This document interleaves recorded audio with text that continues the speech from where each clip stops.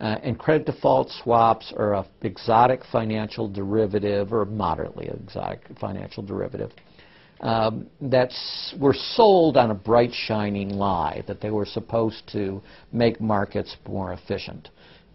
In fact, they allow utterly insane gambles, and they're really great devices for accounting fraud as well.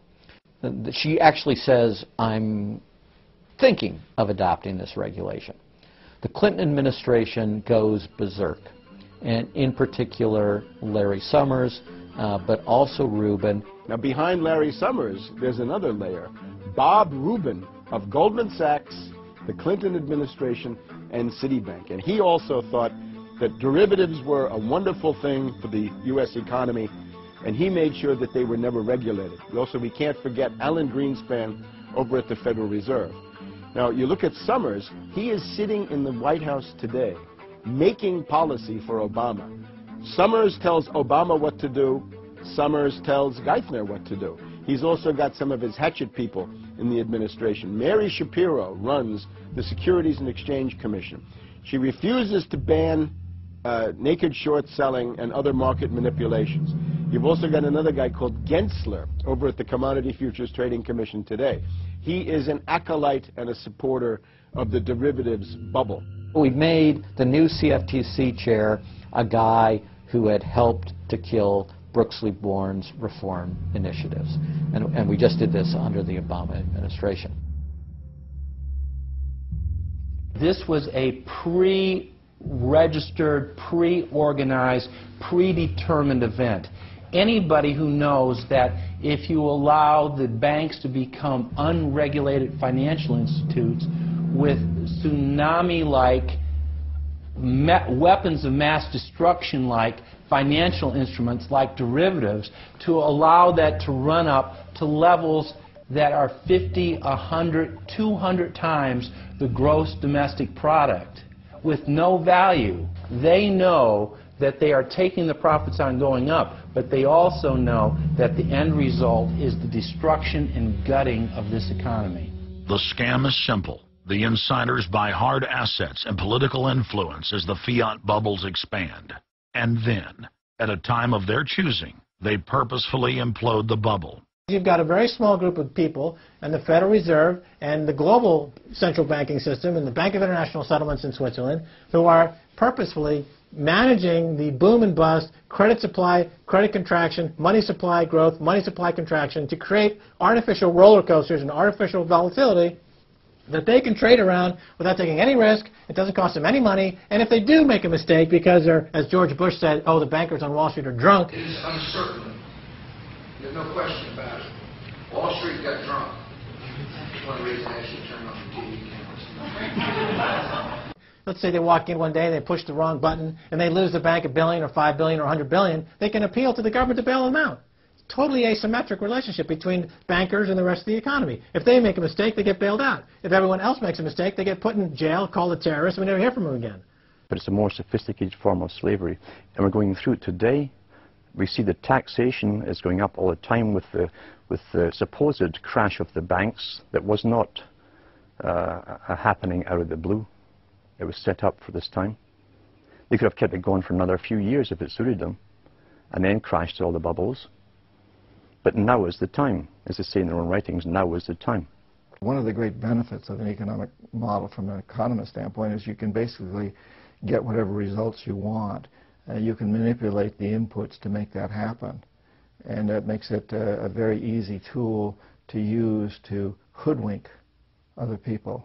These manufactured, these engineered financial catastrophes are the result of a central banking system that has the ability to add and subtract credit, add and subtract dollars and money at will to create this roller coaster effect. Because unlike most people, the banks are able to make profits as easily on the way down as they can on the way up in any given situation. Volatility is great for banks and professionals. Volatility is not great for the most average people. Their operatives in government and media then hold the economy hostage by issuing the ultimatum: give us unlimited bailout money or the economy dies. What's being used is what I call, to try to get the money, is what I call the suicide threat, where, you know, if anybody has ever seen the movie Blazing Saddle, the sheriff is surrounded by hostile town folks. He takes out his gun, points it at his head and says, you know, don't move or I'll shoot. Well, that's what the big banks are saying. You know, give us unlimited cash or we'll die. And if we die, you'll die, because we're too big to fail. It is a false flag attack, because Hank Paulson will get up in front of Congress and say, we need $700 billion because that thing, that existential threat, the market is attacking us, and we need this handout to fight Mr. Market. Mr. Market is out there. We need to fight Mr. Market. It's an existential threat. Meanwhile, he is Mr. Market. He's the one causing the problems. We had Paulson, a representative of Goldman Sachs, who happened to be running the U.S. Treasury, came forward with a hysterical briefing for the Congress saying, we, the Wall Street bankers, demand $700 billion in bailouts. So they say, yes, we'll give you all the money you need. Well, you know, these are arsonists. Paulson, Tim Geithner, Bernanke, they're arsonists. They're asking for more matches. And the Congress is saying, who do we make the check out to? Who do we send these matches to? Who do we send the matches to? Is a ton of matches enough? Can we send you some gasoline to go with those matches? They're like, yes, please. Don't change our management. Don't pay us what assets are worth. Pay us way more than what our assets are really worth. Don't make us use honest accounting. Allow us to lie. We've just, under congressional pressure, changed the accounting rules for the express purpose of making sure that the big banks don't have to report honest losses. The only way they can pass this bill is by creating and sustaining a panic atmosphere. That atmosphere is not justified. Many of us were told in private conversations that if we voted against this bill on Monday, that the sky would fall, the market would drop 2,000 or 3,000 points the first day, another couple thousand the second day, and a few members were even told that there would be martial law in America if we voted no. That's what I call fear-mongering. We have, you know, people in the government threatening martial law or things to get their way in the executive branch against Congress. You know, if you put all these signs together, it doesn't look good at all. To the extent we are a democracy, we're sort of a hairbreadth away from a police state. Congress aided the bankers in carrying out the biggest heist in history with the so-called banker bailout of 2008. The bailout money, the $13 trillion or so dollars that have been given to the banks, is sitting on the balance sheet of the banks, and that is incurring interest costs. And that's going to precipitate the need to flush the system with more cash. And at some point, the dam will break, and you're going to have very high inflation. Some predict hyperinflation. You cannot print phantom money out of thin air, backed by nothing, and producing practically nothing without destroying the world economy.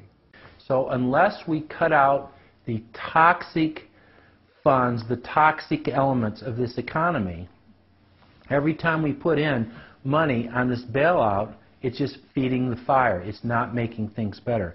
What should have happened is that those banks and investment banks should have been seized. They should have been seized by the Federal Deposit Insurance Corporation. Those are zombie banks.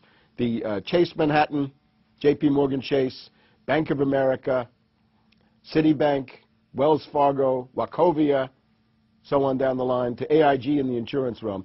These are zombie institutions, insolvent, bankrupt. The only thing to do with them is to seize them, put them through Chapter 11 bankruptcy. That'll probably turn into Chapter 7 bankruptcy, liquidation. And above all, triage the derivatives on their books.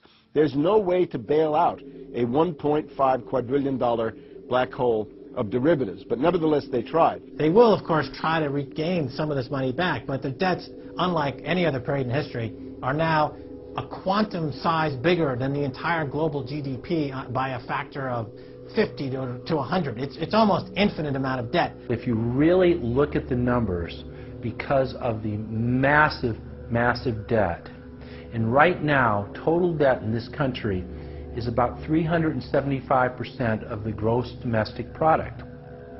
And that's not including derivatives. If you put the derivatives in, it's probably 20 to 30 times gross domestic product. It's beyond what anybody has ever even considered.